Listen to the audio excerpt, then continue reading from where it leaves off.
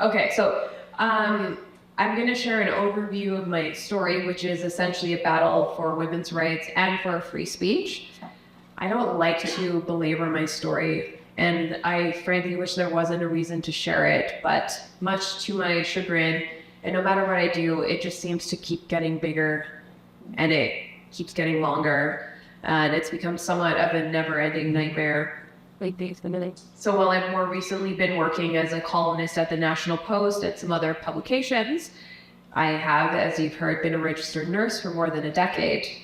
Just over a month ago, I was fired for the first time in my life from my job at Vancouver Coastal Health after 13 years of loyal employment because I lost my free speech case against my regulator, the BC College of Nurses and Midwives, also known as the BCCNM. So they're called a college, they're not a school, they're actually a regulator. They give me my license, my nursing license to practice. It's similar to Jordan Peterson, who had the College of Psychiatrists coming after him. So for more than 4 years, the BCCNM has been legally persecuting me over my views on sex and gender ideology, which I had only ever shared outside of work. Activists who are members of the public I've never met, including one anonymous person whose identity has been protected by the college to this day, wrote complaints to my licensing body and to my employer after my 2020 involvement in this I Heart J.K. Rowling billboard, which they claimed was proof positive that I was transphobic and in danger to all of my patients. They do not believe that a woman who advocates for her own rights should be allowed to practice as a nurse ever again.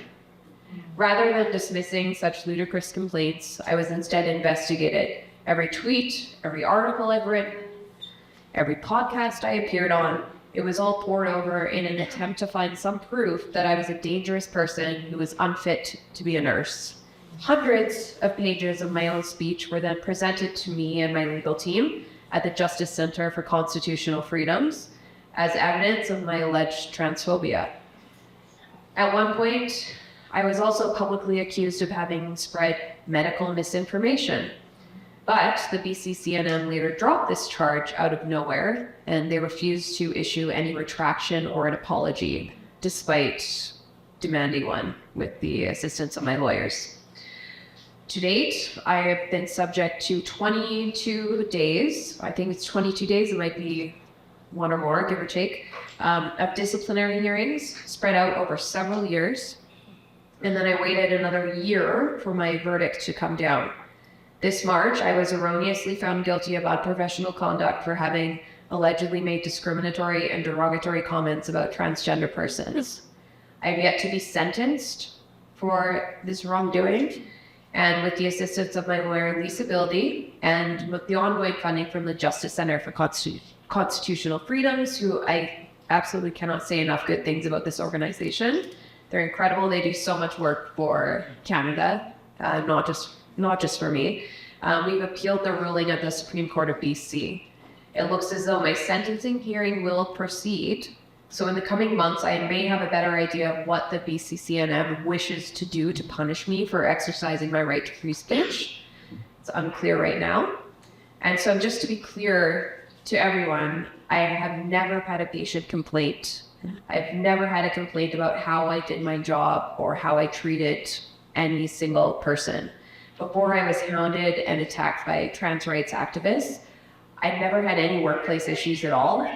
I went about my job, I worked my way into leadership at the health authority, and I falsely assumed that as a Canadian, I had certain charter protected rights, including the right to free expression. I could not have been more wrong. The same activists who tried to have my license removed also launched an online campaign to get the public to mass report me to both my former employer, Vancouver Coastal Health, and my union, the BC Nurses Union. They wanted me fired and to go without any union representation. These people, operating as a chapter of a Portland-based group called CARE, not COPS, also doxed my exact work location. This resulted in a death threat to my hospital unit and a police investigation. I've made a safety plan with my local police force because of the various threats, including rape threats and death threats that I've received over the years. My personal phone number has at one point been leaked to activists. So you must all be wondering at this point, what on earth did I say that was so terrible? If you boil down the hundreds and probably thousands now of pages of transcripts and legal documents and legal evidence, it all comes down to this. It comes down to my having said that men cannot literally become women and that women deserve their own spaces free from biological males. So I'm going to read.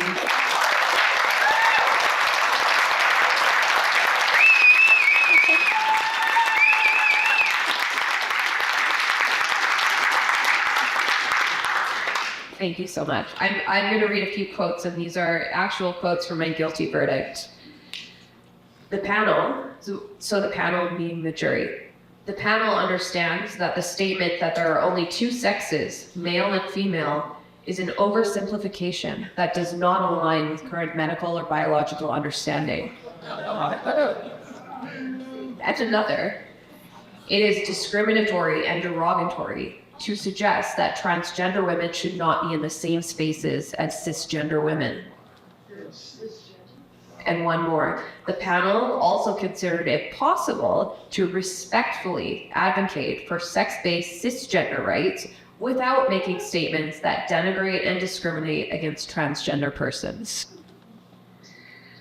So, I can see some heads shaking, and I agree. I also reject the tone policing nature of that last statement, which blatantly contradicts the earlier statement, which said that it is discriminatory to merely suggest that women deserve sex-segregated spaces at all in the first place.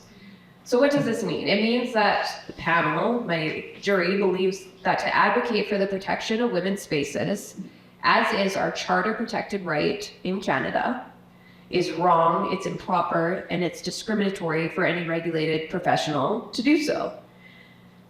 That said, there is no possible way that I could have won my case. Not when the panel, who ruled against me and so clumsily admitted what I knew was the case all along, that they had wholly embraced the falsehood, lies, and pseudoscience of gender ideology, and that I was going to be punished for saying that trans women are males. It's really as simple as that. It's 2025, and a woman in Canada is not allowed to advocate for her own rights or the rights of other women without including males in the definition of woman. You will risk your livelihood and maybe even your life for trying to do so. This cannot stand. I can and will take this case all the way to the Supreme Court of Canada, if it gets that far. The BCCNM kicked a hornet's nest with this case. Within that hornet's nest was me, the Justice Center for Constitutional Freedoms, my lawyers, Lisa Milne and Karen Bastow, and all of the Canadians who refuse to live by lies. Like most of us in this room, I can surely and safely assume that we are feeling disappointed, to say the least, with the results of our federal election. Perhaps even more so in BC, where we also saw a Conservative Party very nearly take the election, but then just not quite make it past the finish line. My chief concern now, after Carney's win, is that he, like Justin Trudeau, is going to crack down on our free speech. When Trudeau prorogued Parliament in order for his Liberal Party to hold a leadership race and steal the forthcoming election, which he did, all of the legislation that had been tabled was killed. This included the Online Harms Act, or Bill C-63. You may recall that the Online Harms Act was couched in language about protecting children from exploitation and predators online, which is a noble cause. But at the core of Bill C-63 was a grave threat to our free expression. If the bill had passed, Canadians could have faced life sentences for so-called hate speech. Who would have determined what hate speech was? Well, there would have been a newly created government digital safety commission to enforce the new speech regulations, and our Human Rights Commission would have been given powers to punish citizens for their speech, including with fines of up to $70,000 per offense. Even more concerning, the legislation said that persons who simply feared that others may engage in hate speech could bring complaints forward. A judge could then find that there were reasonable grounds for their fear of speech that hadn't even happened yet. And it posed punishment on Canadians because someone else was afraid of what they might say. Unfortunately, Carney's recent comments suggest that he's interested in reviving the online harms bill. On April 10th, Carney spoke in Ontario to announce what his government's plan would be to tackle crime and improve public safety. Included in his remarks, Carney said, quote, "Large American online platforms have become seas of racism, misogyny, anti-Semitism, Islamophobia, and hate in all its forms, and they're being used by criminals to harm our children. My government will act." He went on, "We will make producing and distributing non-consensual sexual deepfakes a criminal offense." And later, new online platforms have created new threats, including and perhaps especially for children. As much as we as parents want to protect our kids, we can't always be there. We can't always be looking over our kids' shoulders to see what they're doing or what they're exposed to online. And so while protecting children is first and foremost a parent's responsibility, it is also a collective responsibility. And with the support of Canadians, my government will act to protect children online and bring those who seek to harm them to justice. We will first introduce legislation to protect children from online exploitation and extortion. Carney also said that a rising tide of hatred online is overflowing onto our streets. In light of these comments, I will be shocked if Carney doesn't attempt to bring back the Online Harms Act using the same tactic that Trudeau used, which was to manipulate Canadians with fear for our children's safety, and by sneaking past us terrible legislation that represents the worst assault on free speech that Canadians have ever seen. What can we do about it? Well, simply put, we have to fight. Going back to the topic of gender ideology is fast falling out of fashion around the world, though Canada remains a holdout, as we all know. Women in the UK recently had a massive win at their Supreme Court. 5 judges.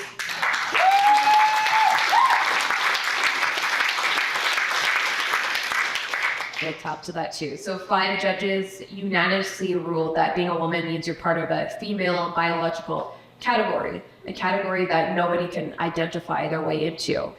And well, it's stupefying to think that such a ruling was needed at all, but it was, because as we know, when males can self-identify as females, we see the erosion of women's sex-based rights. We lose our spaces, our safety, our dignity, our sports, our awards, you name it.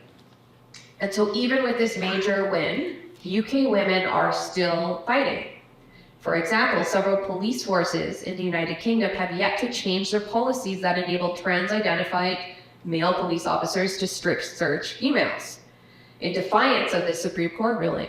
Just days ago, J.K. Rowling, as you know I love her, she announced that she will fund the legal case of any woman who's strip searched by a male. Bless her for everything she does, but my God, isn't it infuriating that she needs to do these things? Isn't it infuriating that we have to stay so vigilant to ensure that our rights are not being taken away from us?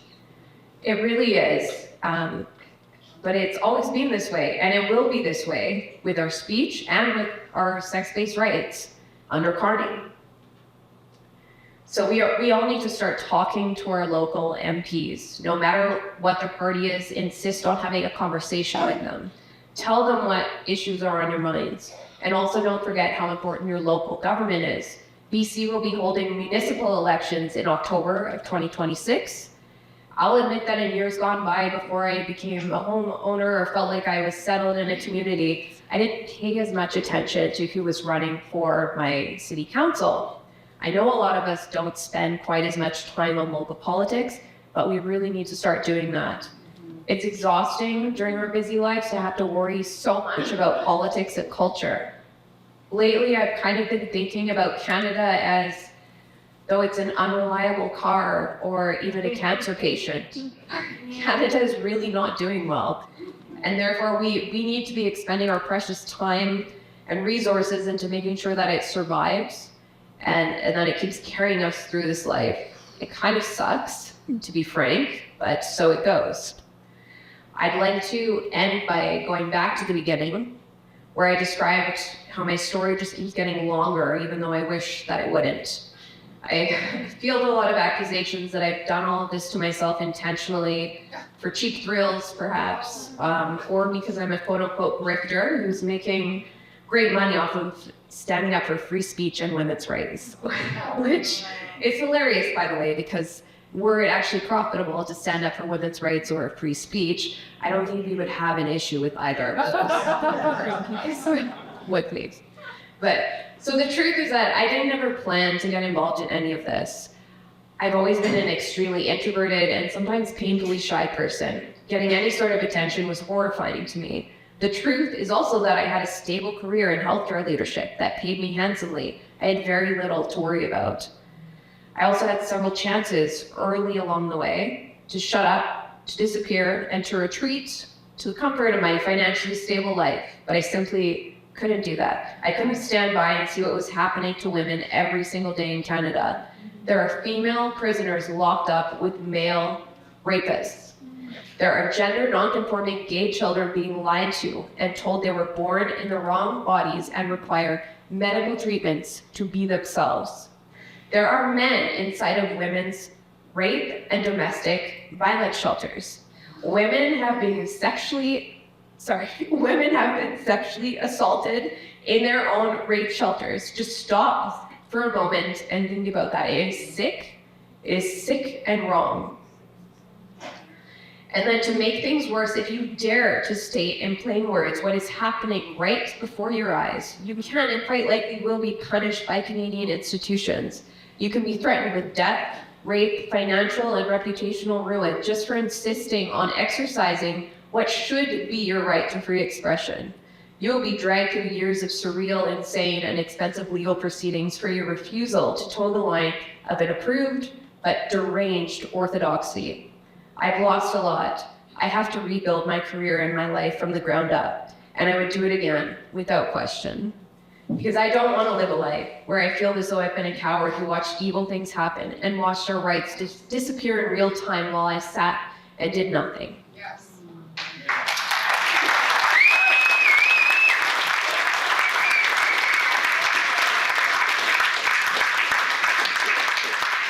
Thank you. We've all heard the following maxim of psychology, that action is the antidote to anxiety, and it's absolutely true.